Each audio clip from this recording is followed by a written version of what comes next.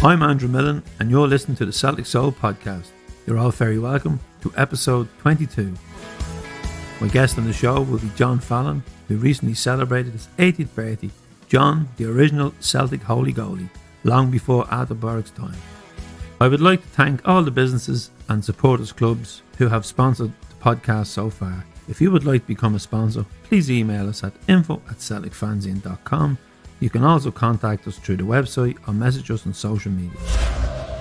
Over the last few weeks, we've had a lockdown in Aberdeen, Ballingollygate, postponements, meat plant closures, Mid-Leinster in lockdown, and further restrictions with the backdrop of Trump's tweets, the opposition leader in Russia getting poisoned, explosions in Lebanon, a rigged election in Belarus. The list goes on and on. Has the world gone mad, or has it always been like this? All I want to do is get back to football and get a few points with the boys, and that's before even thinking about my plan for world peace. So it was nice to read some positive news yesterday. Nicola Sturgeon has indicated that a limited number of football fans could return to stadiums under strict physical distancing rules. As Celtic fans, this is music to our ears, as we have not seen the inside of Celtic Park since we brushed St Mirren aside back in March. No doubt about it, if limited fans are allowed back in Celtic Park, the debates will kick off about who should or should not be allowed back in first. Get ready for a social media meltdown. The Celtic and Rangers game is going to happen in October, and every fan wants to be in for that one. We wait and hope. My guest on the podcast today is John Fallon.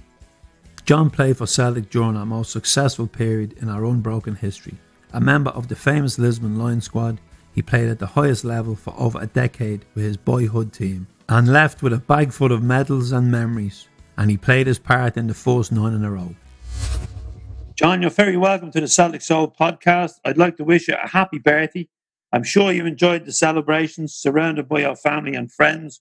Unfortunately, I couldn't be there because of the COVID travel restrictions. Are you looking forward to getting back to see Celtic after Nicola Sturgeon announced that limited capacity could be allowed back in mid-September? I am indeed. And thanks for the birthday wishes, Andrew.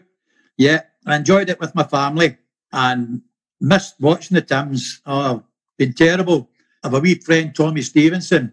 He can't come through to Glasgow, but he's got to go to Celtic Park. He thinks it's the 15th station of the cross. He's got to go there. It's just cracking up. So today's news will be good, that we can get in September. So I hope I'm allocated a little seat so that I can get back there and watch my hoops and get the anxieties left out me. I don't know if I'll be allowed to shout, will I? I'm sure you will if you're social distance from Charlie McGinley and Tommy Stevenson and all the boys. Yeah, John, I'm sure you are all missing your little get-together at the Pools office before every game. Well, I've now changed areas now. I'm round at the Lisbon line entrance, so it's easier. They gave me a new car parking facility around there, so I only walk about 50 yards into the entrance, up in the elevator, and that's me up towards my seat. So I miss the boys, but we still have our little meetings. We still have our meals, maybe once a week, sometimes twice. It all depends, but we always make sure we meet and talk about the game. It wouldn't be the same if we didn't talk about the game, would it? Is that the famous Breakfast Club? Yeah, the Breakfast Club, it's a while since we've had it. See, that's fixed as well with this COVID. We're only allowed X amount in. So that's got to be sorted out. Hopefully we can get it fixed out. We get back to Cardigans and enjoy ourselves. John, can you just tell the listeners what the Breakfast Club is? It's the boys that stood outside the old Pools office. And every Monday, maybe once a month, we go up to Cardigans and Blantyre. And we have a breakfast club. It's coffees, rolls and sausages, rolling eggs, whatever we want. Can have a breakfast, and we discuss everything and anything about Celtic, and we all have our views, and it's just a great discussion, sitting down talking about the previous week or month, whatever it is. We just sit down and have a right good chat for about maybe 3 hours, 2 hours, 3 hours. I've always wanted to attend one of these, John, and the next time I do attend, I'll bring the tape recorder and I'll get all your thoughts down, and maybe we could do a podcast from the Breakfast Club. Oh, that'd be great. Great. You'll be more than welcome. Just for the benefit of the listeners, if you hear a dog barking, it will be Delia, John's faithful dog, who I'm informed by one of your sons that when a Rangers fan walks by the house, he tends to bark at them. I don't know where they got that from. I don't know who taught them how to do that. You see a few of them coming up and down from the station, and if they look in the door, they're in trouble. The dog just tells them where to go in its own language. It saves me for calling that. Well, thank God no referees are walking by, because it would be you that would be barking at them. Oh, no, the dog would be out the window. Oh, definitely. I'm teaching her how to behave. John, you were born into a Celtic family. For 18 years, you followed them, you played for them. Yeah. Now, at the moment, we've got 2 goalkeepers vying for a place. First impressions of the new boy first, Vasilis Vargas. Well, the first impression was down at Kilmarnock. Who wants to play in these crap pitches? They should be kicked out of football.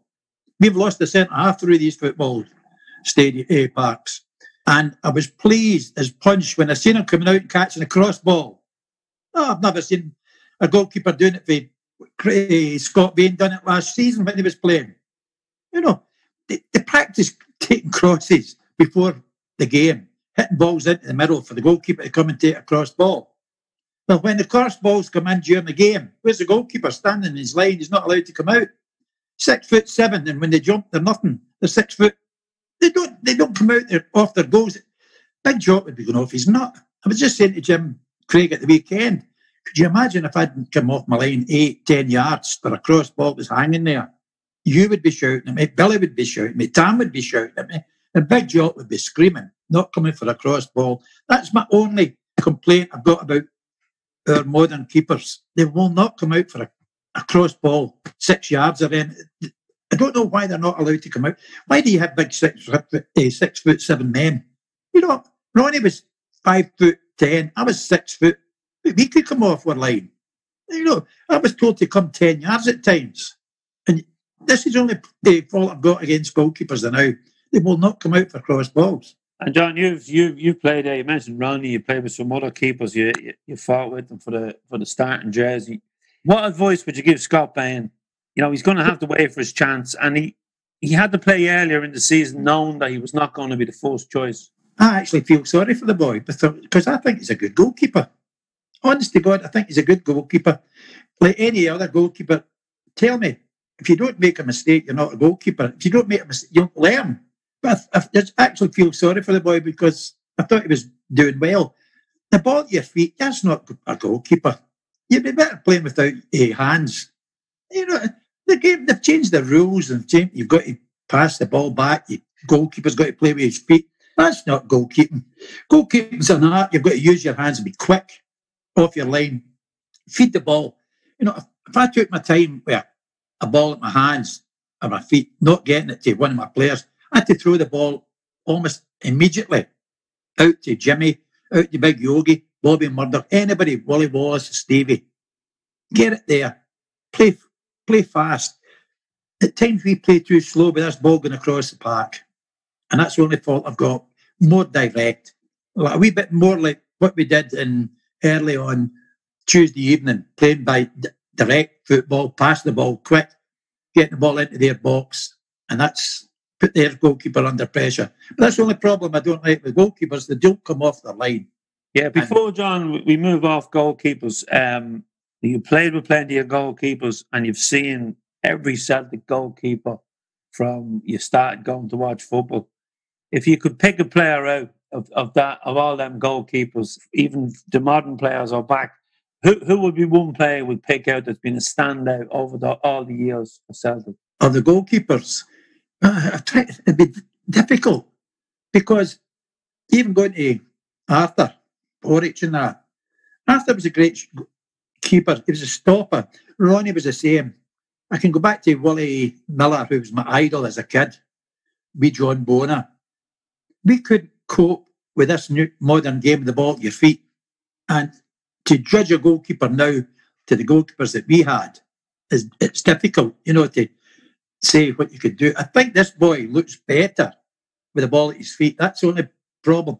to pick out a goalkeeper now to play in this modern game, I would think the new boy looks pretty confident.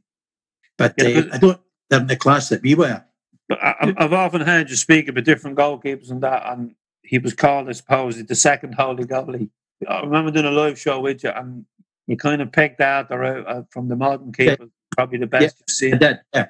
I can cope with the ball at his feet now. You know, it's a few years. And it's funny, I heard an interview with David Marshall recently. Obviously, he was first choice when Arthur came in on loan, and he lost his place to Arthur. And he did say, you know, how talented Arthur was. He said he could do it all. I suppose when you hear a keeper that's played with him, it does come home that you do know a little thing about goalkeepers. Yeah, well, then again, it's the ball at your feet. You know, that's not a goalkeeper's duty. You know, you'd be better just coming for a cross ball with your head. So you reckon now the modern game wouldn't have suited yourself and the keepers you played with? No, it would never have suited us. Oh, no, because we had to get the ball. Okay, we did mess about a lot, rolling the ball out back and forward and getting the ball back. That's when they changed it to the 5 seconds and 9 seconds and get the ball moving, 4 steps and that. But you could throw the ball about as long as goalkeeper uses his hands. He doesn't use his feet. The only time you use your feet is if a man one-to-one and you stick your foot out. But you can use your hands, you know. Part of the modern game, John. I think the modern game is going to change, you know. I think it'll change.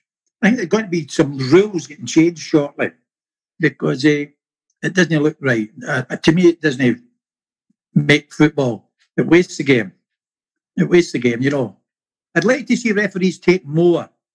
I mean, and I really mean it, more braver with these divers. You know, like that little one with, what do you call him, Neymar. You know, Murdy, Bertie, John Gregg, and a few others would hit him once and he'd be crying. He'd run off the field crying. He couldn't take it. That's another thing that's wasted in the game now. You're not allowed to tackle. You know, the fouls now that for nothing.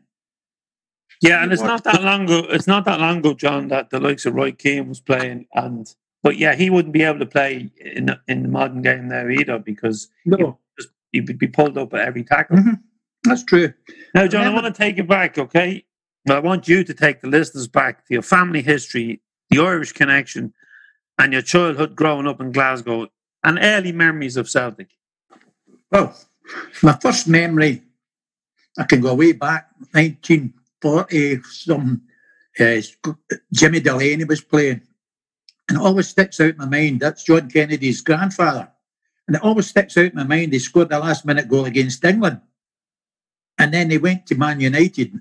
Everybody thought, oh, my God, what's Celtic doing? Get rid of Johnny. Jimmy Delaney. I started going to the games. And just going there, we went in the tram car. There was no bus. To walk down to Cambuslang and get the tram. It was about a couple of miles. And get the tram car into Springfield Road, walk up into Celtic Park, the old Celtic Park, and watching the hoops. And the atmosphere was great. You know, you could stand and enjoy yourself. Going home and you feel elated when the right result came. And that stuck to me. I remember my first trip to Hampden. Oh, it was very early. But the memory that really sticks out was the Coronation Cup series. I missed the St Mungo Cup series. But the Coronation Cup 53, the 3 games against Arsenal, Man U, and Hibs. And that sticks out in my memory.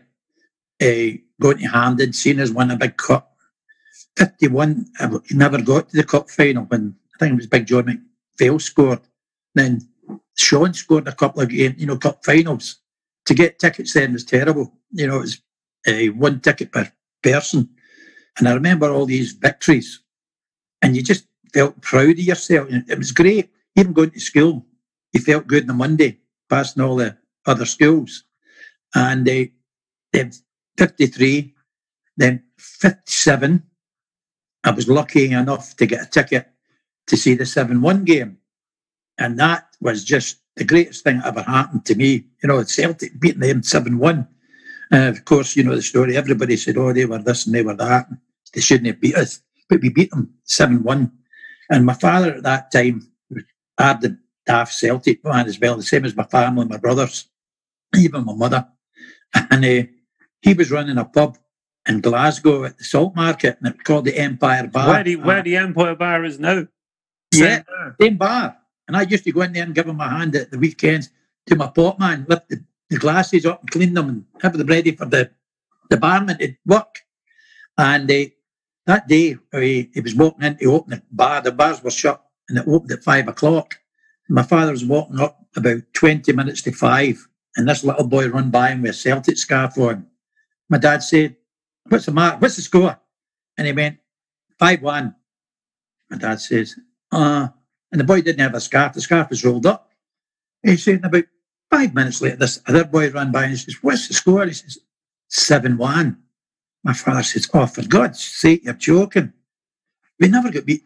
He says, "No, we won 7-1. My father says, "We won. We won 7-1. He went and opened the pub so he could catch all the supporters walking across the bridge.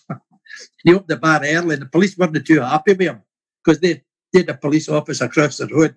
And he says, "Paddy, what you doing?" He says, "Hey, you think I'm going to miss some trade here?" "No, you're not on." And that was the 7-1 game. And then about a year and a bit after it, I joined Celtic in 1958. And to think that Bertie Peacock, Charlie Tully and them were still with Celtic, Millie Mockham, I went, geez, so watching them 1 year and then the next year is playing, training with them. It's just one of the things. It's in your blood. You just get you, really going. And I've never changed. I'm missing the football now. I don't know what to do.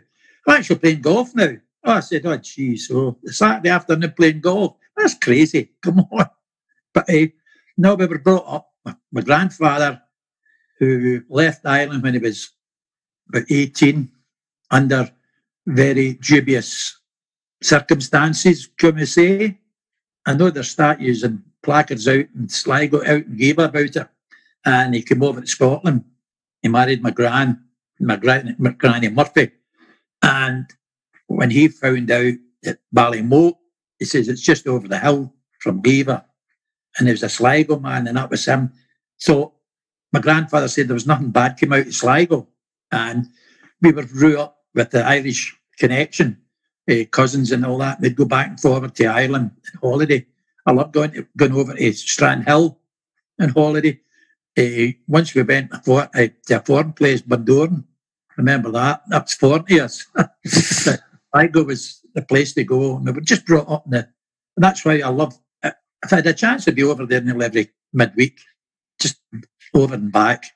I was over 2 weeks ago, over with my pal John, and we had about 4 games of golf up the north. We stayed in Derry with wee Seamus, and we did venture into the Donegal for a wee short period, but we just played golf there. And when I was over there, I just stayed and I said, I would stay here if it was there for Celtic. I'll be too far away from paradise for you, John. Oh, yeah. It's a travelling back and forth, but, I've got to have that. I'm like Tommy Stevenson. If I don't see it, I'm in trouble. I need to go to a psychiatrist to get to calm down. Oh, we all know, John. Anyone that knows that if you cut, you would bleed green blood. John, you've given us an introduction there into your early memories of Celtic. Obviously, the 1957 7-1 game stands out.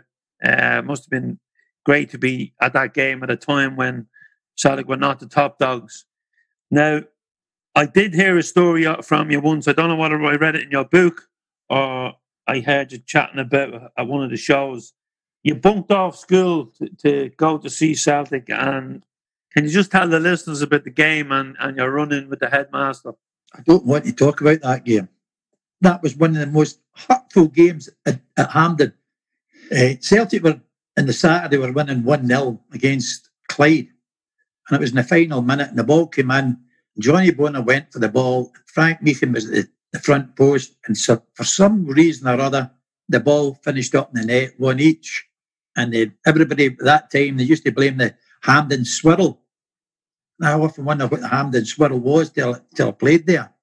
And then on the Wednesday afternoon was a replay, an early kick-off. And I told one of the teachers, I wasn't having school dinner the day. I was going to go home and get some dinner. He says, okay, as long as you're back. So I went to the game and 1-0. Never forget it. I actually saw it on YouTube last week, the ball going into the net, and I said, oh. And I was walking out Hampden. Now, there was 130,000, and I'm walking out right behind the Celtic goals. I'm walking up the stairs. Oh, terrible feeling. Disappointment. I didn't know what I was going to do. And I heard the voice shouting, Fallon. And I looked, I said, who the hell shouting? And I turned around, there the headmaster standing. And he said, I'll see you in the morning at my office, 9:15. So when I went in the next morning, all my pals at school were saying, you're in trouble. I says, wow. He said, oh, the rumour you were caught at Hampden. I says, leave it. So I went into the headmaster's office and he looked at me and he says, well, what have you got to say? I said, it was rubbish. I'm disappointed. I'm heartbroken. And he says, oh, I know how you feel. He says, right, when you go out there, just say I give you 6 of the belt, double-handed. And he cracked his belt about 6 times. And I had to walk out shaking my hands. Oh, kid on had been battered up and down with the headmaster. And they're all saying, how did it go? I said, that old bastard. He battered me. So they all thought I'd got 6 of them. This is the strongest belt. But he was worse than me. But, just shows you, imagine walking out of hand and your headmaster is one of the first to see. I'm like, oh, no. I thought I was in real trouble.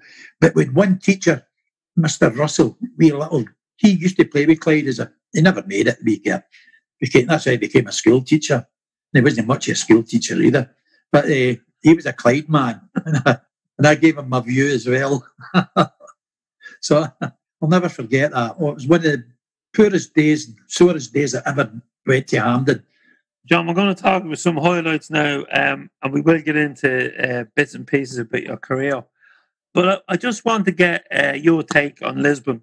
You were on the bench. What do you recall of the day before the game, during the game, and after the game? Not only from your player's point of view, but from being a fan. Well, that morning, it was very calm. Everybody was very calm. We had our breakfast, we had a light lunch. Everybody seemed calm. We were all talking to each other. There wasn't much panic and worrying about what was happening. I think everybody had their own thoughts. And then when we left Estoril to go to the National Stadium, and I don't know if you know about this story, we were driving towards the stadium and everybody was waving to us. And somebody says to the driver, excuse me, we're going the wrong way. About turn.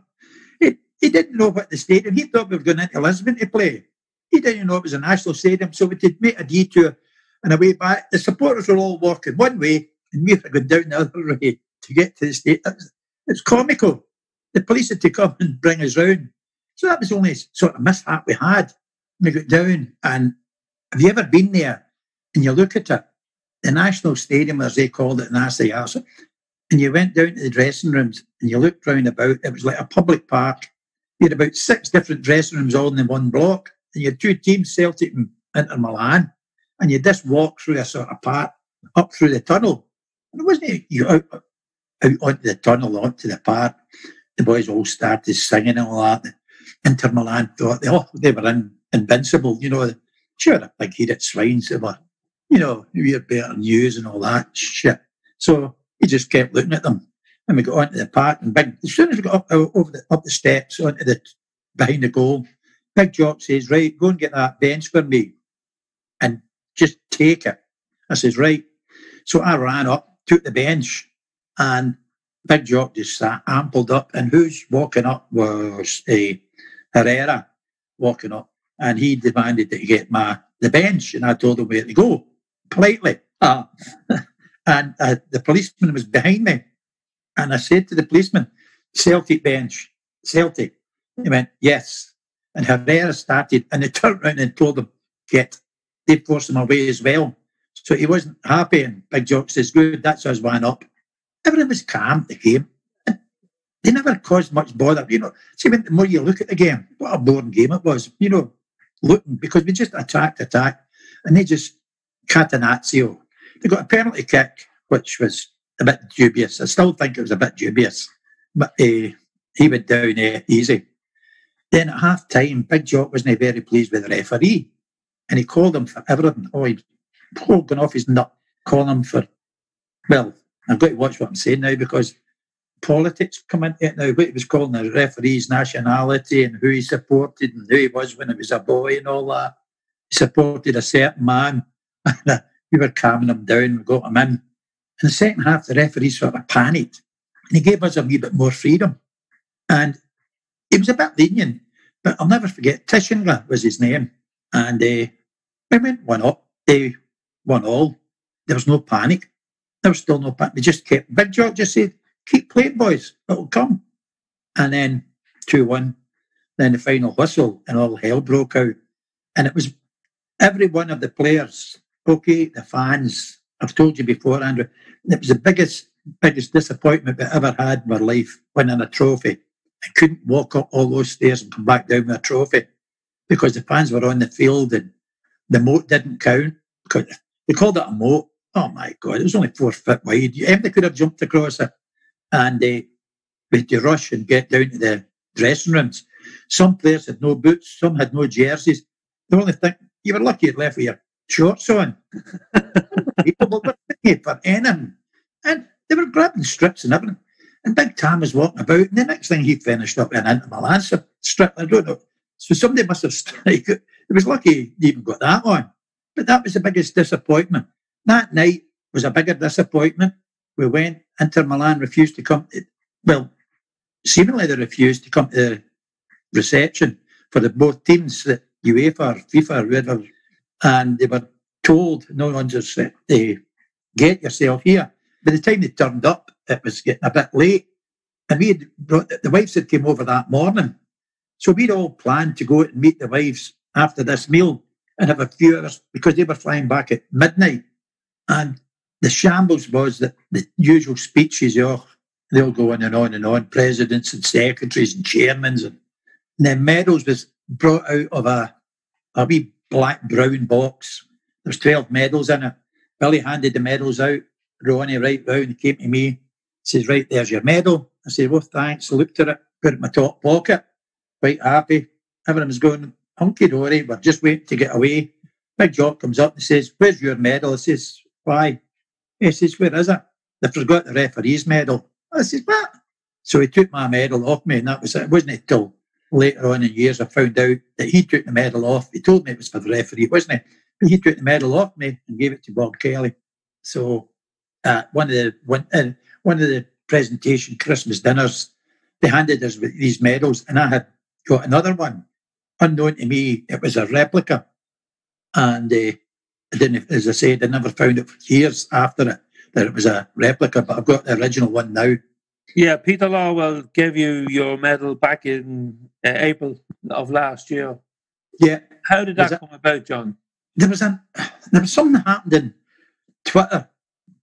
Michael Kelly, the famous Michael Kelly, and he'd made a statement there was only 11 Lisbon Lions, and somebody quizzed him. He said, you're wrong. There's 12 Lisbon Lions. No, you're wrong. He says, well, if you look at the team sheet, John Fallon's name's on it. He was the only substitute allowed, goalkeeper. No. So I'd read it, and I went on to him and says, excuse me, Michael, your uncle got my medal.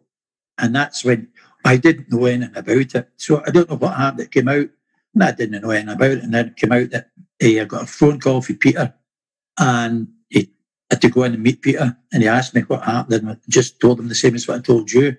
He said, I don't believe that. He says, well, seemingly a medal's came from nowhere. And he says, it's yours. It's only, so you'll be getting it. And unfortunately, I think that was when Big Billy died, wasn't it? There's something happened that weekend. I had lost Esther in December. Big Billy died. There was something that happened that weekend. I'm not sure. And there was a sort of a thing, but I know I got my medal anyway. The grandkids they're in, and they were proud because that you see them going to the games with me, and they were all chuffed to see their granddad getting a medal. So that was the meaning of getting my medal late in life. John, had Celtic won that famous final in 2003 in Seville, there was a name on the 11 players and the substitutes that played that night. Well, John Hartson would have been missing that night because of injury, and John's goals got us to the final. So for me, if we had to won that night, John Hartson would be part of the Seville team. Yeah. Do you feel that history has let the Lions that didn't play in the final and played along the way, has let them down a little? Well, I don't want to say much, Andrew, because when the 25th anniversary came out, there was a bit of confusion. Bitterness, I would say. I'd received 2 phone calls from 2 of the players who'd actually played. One had played in the semi-final, never played in the final. And with another player who was a top scorer, had they played, and he'd noticed it. Somebody brought, and he got on the phone to me, and he's shouting and bawling, saying, "Wait a minute, you were the 12th man, you were part of this squad, why you not been recognised?" I says, "Well, just the same as you, Joe and John." I says, "You weren't recognised." I said, "But you've got your medals as well." You know, Celtic gave us 16 medals, in fairness to them. We don't know if they're real or not. But as I said, the medals came out, and they were going to have this function and that function, and I was forced to phone a certain gentleman saying, "Look, I couldn't give a damn. If that's the way they want it, let them do it. I couldn't care. Leave them to their own business." And he says, no way.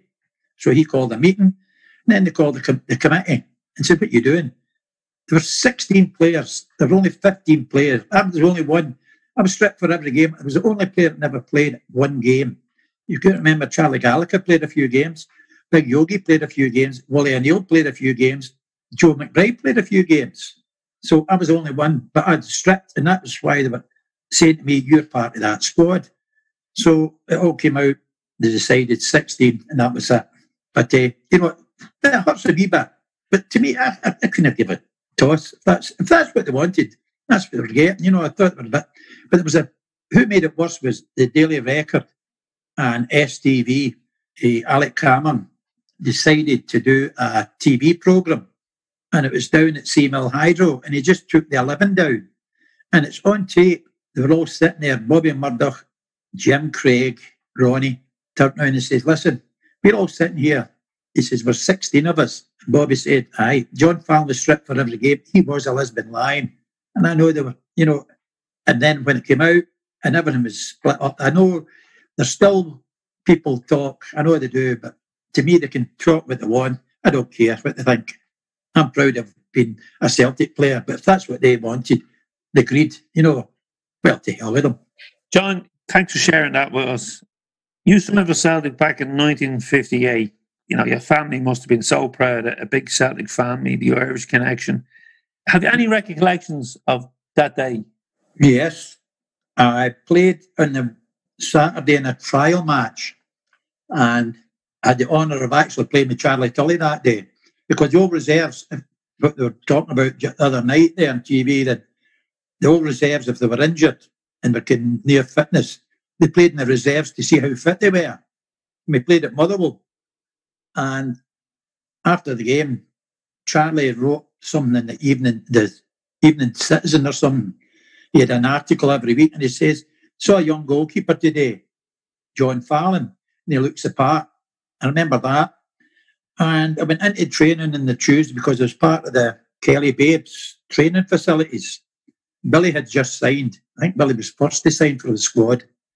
And I was asked with Miss McGrory to come into the office. Celtic would like to sign me. And I was delighted. I says, "Yeah, okay, no problem." Never asked for what I was wanting. I says, "Yes, I'll sign."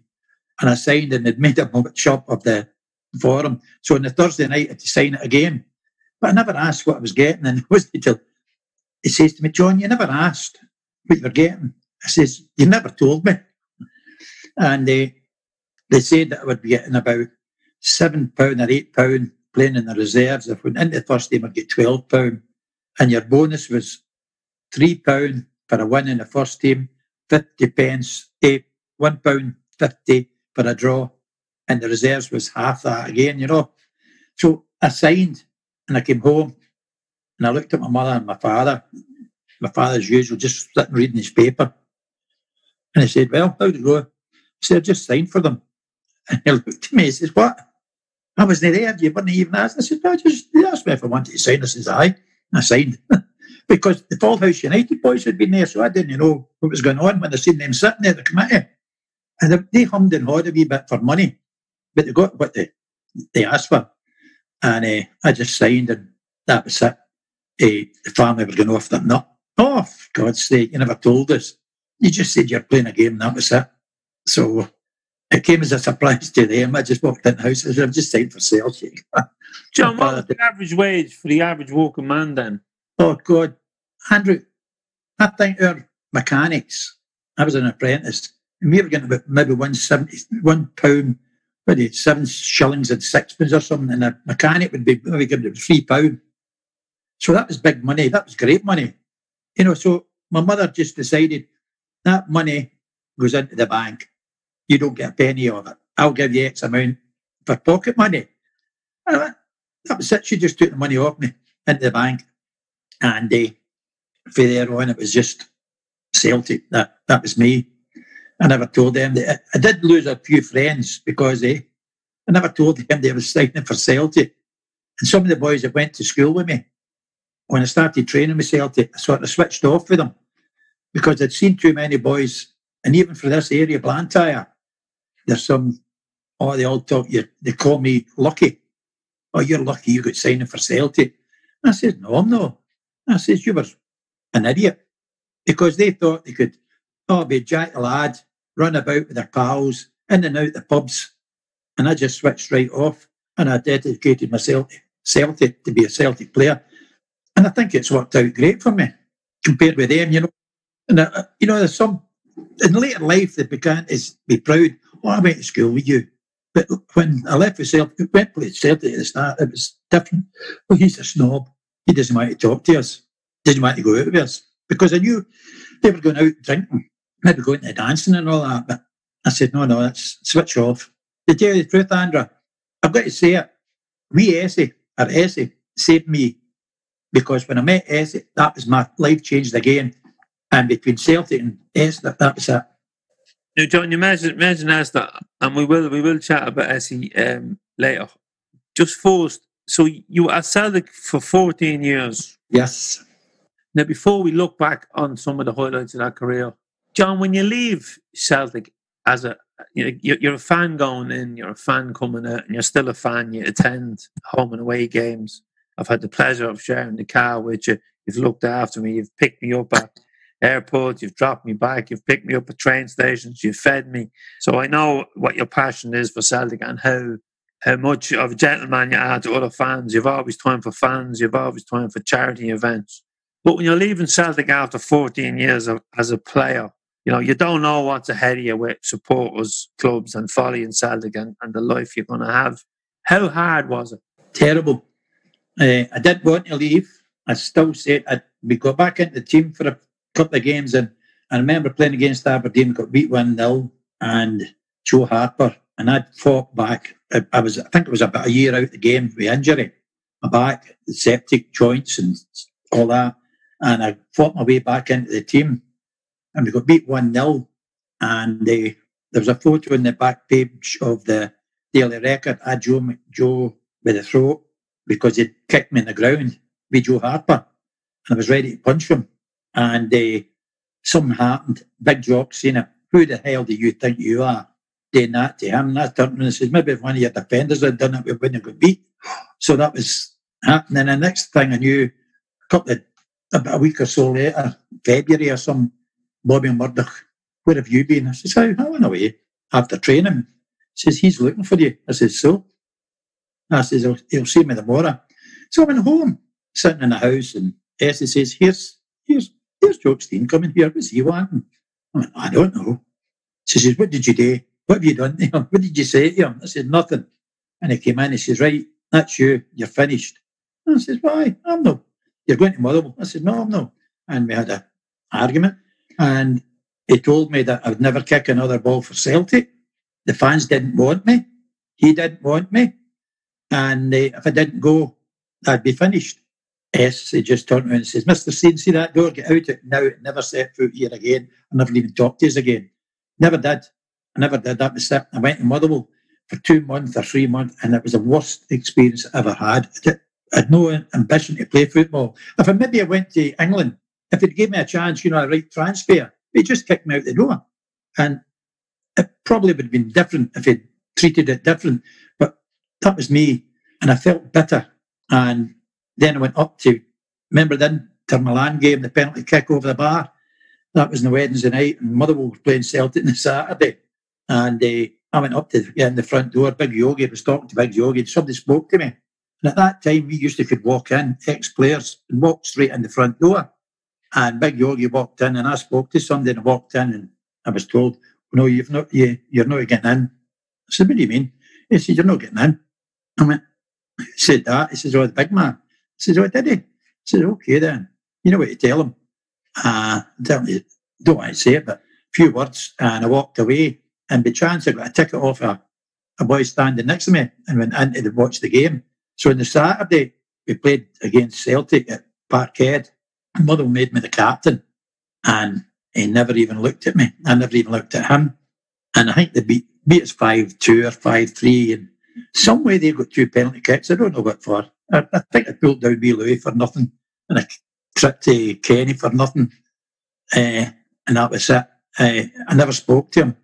One day at Caplo, it was for Hal Stewart's testimonial, and Celtic's Lisbon squad were playing, and I was in goals. And it was nothing each, and they'd got a penalty kick for some reason, and I saved it. So it went to penalty kicks, and I saved the 5 penalties, and we won. And Benny Rooney and Michael Jackson were the manager and assistant manager at Morton. And they had this wee small room, not even bigger than my wee kitchen. And we're all in there talking to Benny and Michael. And I was last. I was talking to somebody from Greenock, and I was last to go up. And as I walked by the door, I seen some of the boys standing. And I walked in to say hello, and Big Jock was there. And I walked in, and I about turned and I said, "Cheerio, Benny, I'll see you later, son." And I walked out, and that was the last I ever seen him. You admired him as a manager, but you had your difficulties with him as a person. Yeah. His man management at times shocking. He was a great manager, my coaching and all that, but, at times he just didn't know how to treat people. And Sean told him that as well on a few occasions, but that was it. And I couldn't. It was the worst experience. It never left me for years. I never even near Celtic Park for years. I was that bitter. And I just decided, and Essie said to me, "Why are you not going?" I says, "I'm not going. He's there." And when he left, I went back. Once again, folks, the tape just ran, and we will have part 2 of the interview with John on Tuesday's show. We just couldn't let this opportunity go to record John's memories. If you are enjoying the podcast and you would like to support us, there's 4 ways you can do so by visiting CelticFanzine.com. You can donate for the price of a pint, subscribe to the digital or print edition of More Than 90 Minutes, Substart at $5.99. You can join our new membership, which starts at $7.99, or you can buy some of our merchandise, which starts at £5. We promise no unwanted Google adverts on our website or articles, and no unwanted advert interruptions on our podcast. We're keeping it real, and we're keeping it independent. Your support will help us to continue to produce quality independent fan journalism, podcasts, video content, and free live Celtic fan events when we finally get back to doing some. If you are not in a position to financially support us at this time, don't worry. We will still deliver the same quality content to all fans for free. As always, thank you for listening and for your continued support, and special thanks to our producer Ronan McQuillan. The podcast is available on all platforms. Hit the subscribe button and you will never miss an episode. Alternatively, you can visit CelticFanzine.com/podcasts/ where you will find all the podcasts we have recorded. Please follow More Than 90 Minutes on Facebook, Instagram and Twitter. If your business or CSC would like to sponsor the podcast, please email us at info@CelticFanzine.com, or you can contact us through the website or message us on social media. Keep the comments coming in and let us know what guest you would like us to have on the show, and if you have a story to tell, we'd love to hear it. The next podcast, episode 23, will be out on Tuesday, when we will continue our conversation with John Fallon. Enjoy the game on Saturday evening, and when the final whistle is blown, let's hope the boys are leaving Dundee and heading back for Glasgow with 3 points. Enjoy the weekend, whatever you're up to, and make sure you stay safe. I'll be back spinning a few tunes for the first time since last March, and I have to say I'm looking forward to dusting down the decks. Keep the faith and stay safe.